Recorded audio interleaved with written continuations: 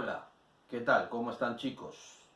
Una semana más de trabajo y el día de hoy vamos a comenzar a desarrollar el capítulo de la dinámica de los cuerpos.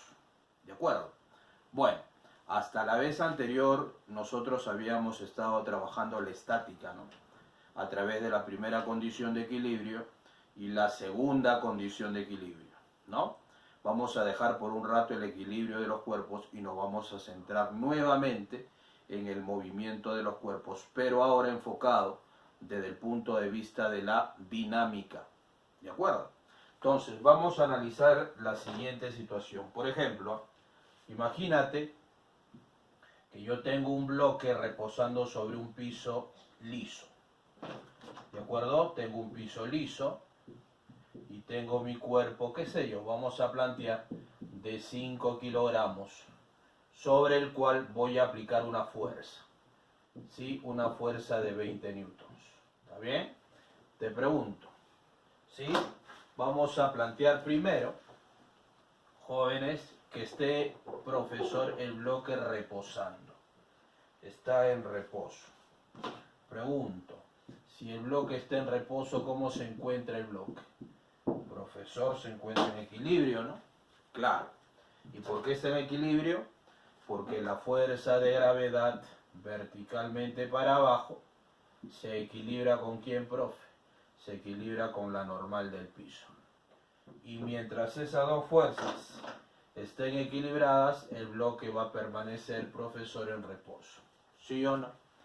Y eso es lo que habíamos aprendido en la clase anterior, el equilibrio de los cuerpos a través de las fuerzas. Pero ¿qué pasa si ahora el cuerpo ya no está en equilibrio? ¿Qué pasa si ahora sobre el cuerpo se me ocurre aplicar una fuerza que ya no se equilibre con nadie? ¿Qué sé yo? Como te dije hace un momento, una fuerza de 20 newtons.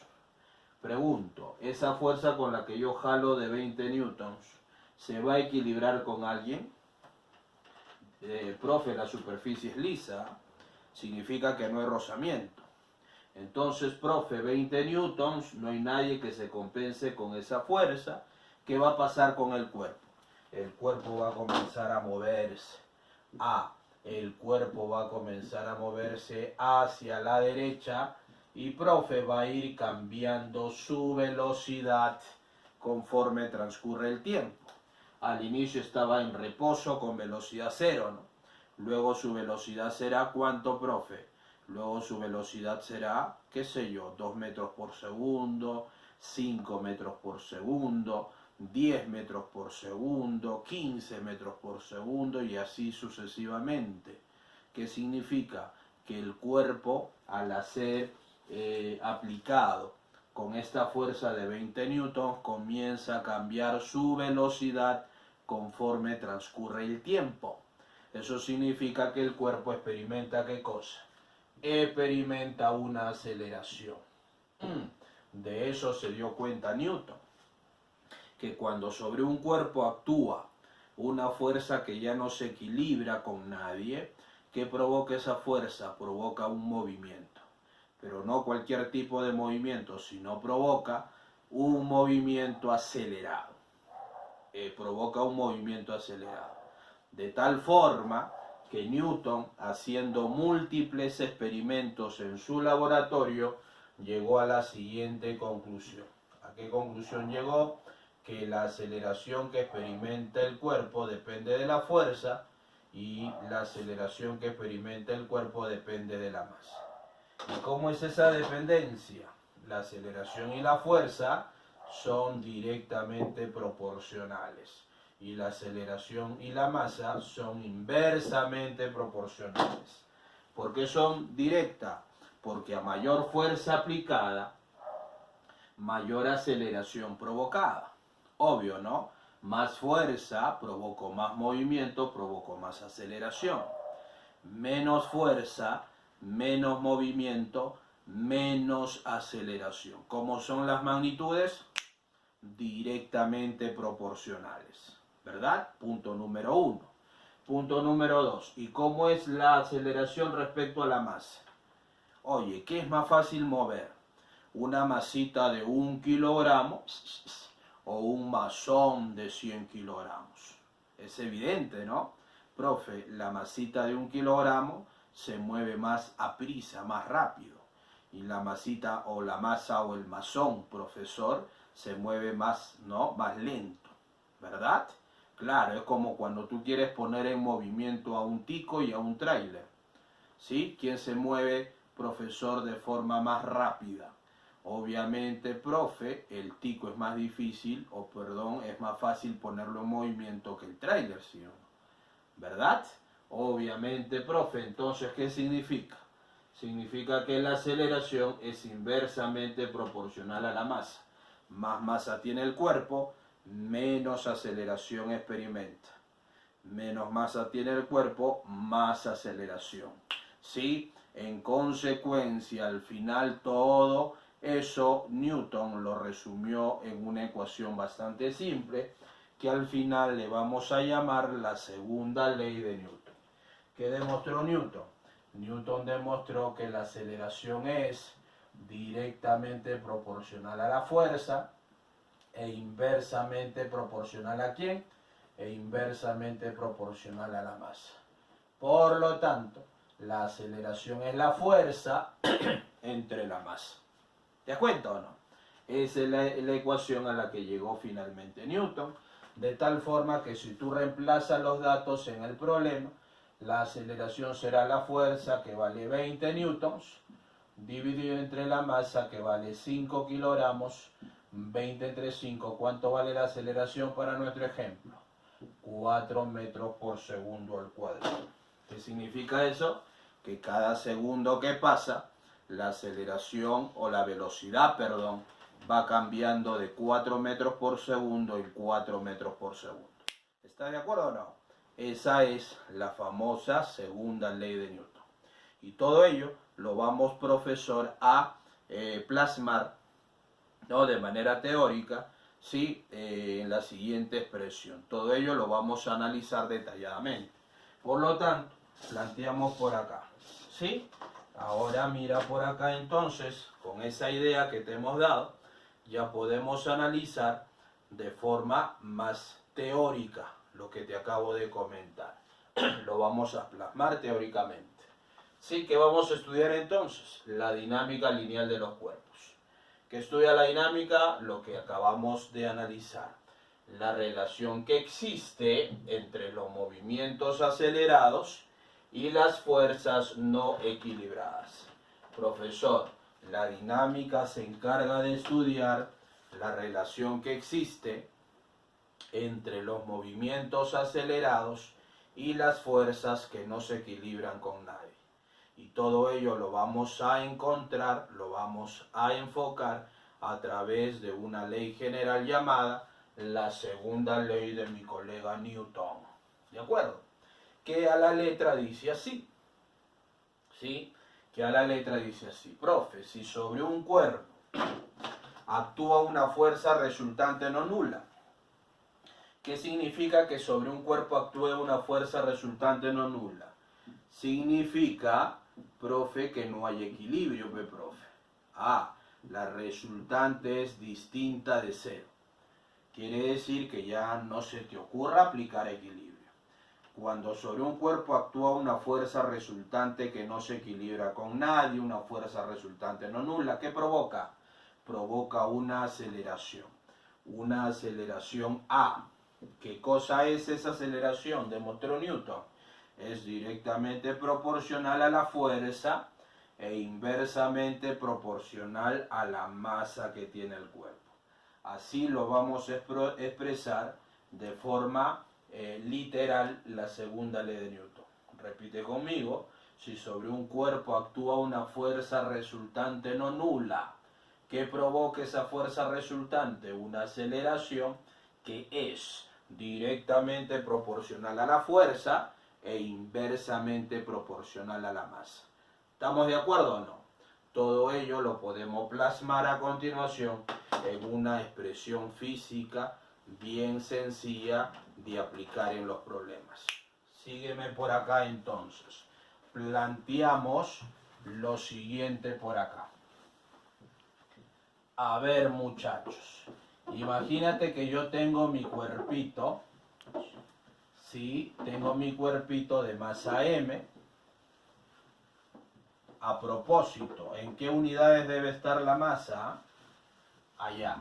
Yo recuerdo, profe, que si yo tengo mi cuerpito de masa M, la masa se debe expresar, habla, en kilogramos.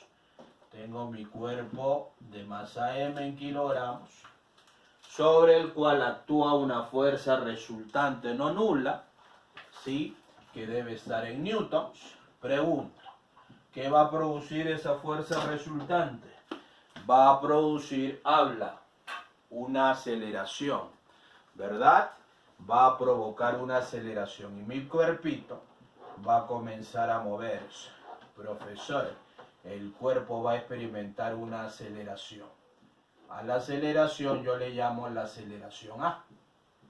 Que a propósito, si la masa está en kilogramos, la fuerza está en newton, ¿en qué unidades me sale la aceleración?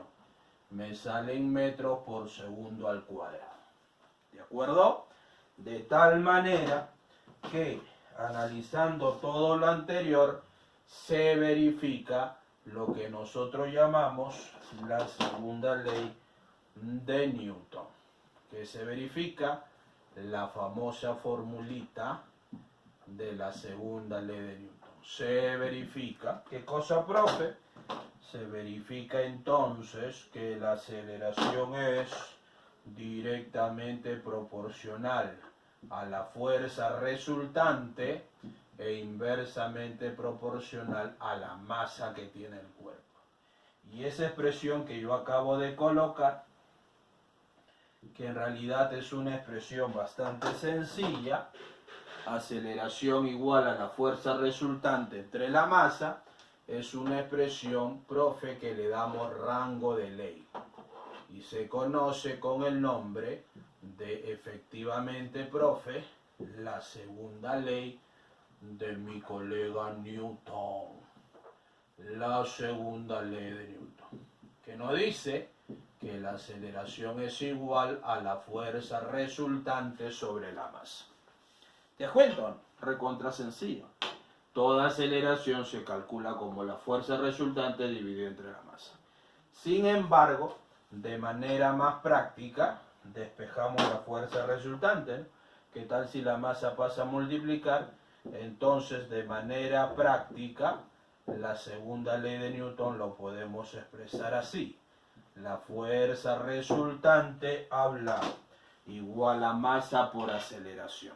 Esa es la manera más usada, de utilizar la segunda ley de Newton. Fuerza resultante igual a masa por aceleración. Si tú eres perspicaz, si tú eres curioso, te das cuenta que la segunda ley de Newton es una fórmula vectorial. ¿Qué significa? Que deben incluir direcciones.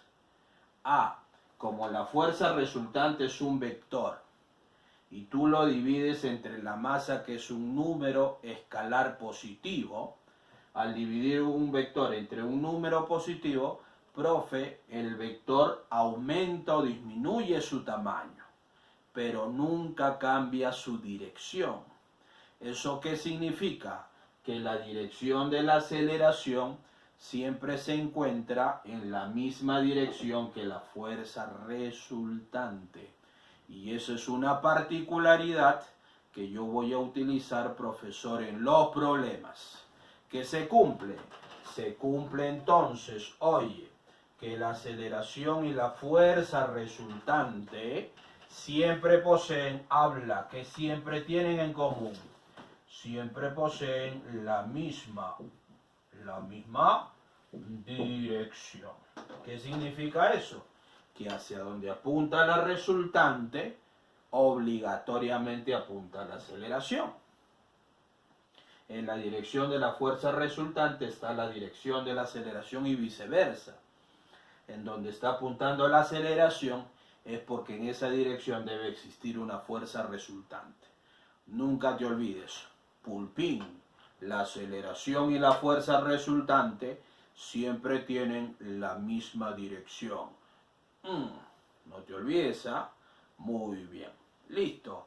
En consecuencia, jóvenes, podemos entonces resolver un problema aplicativo para luego pasar a la resolución de los problemas propuestos. ¿Te parece? Muy bien. Síganme los buenos entonces por acá. Sigamos analizando, muchachos. Dice por acá, problema aplicativo. ¿Qué nos dice? Determine el valor de la aceleración del que experimenta el bloque. ¿Hacia dónde se mueve el bloque?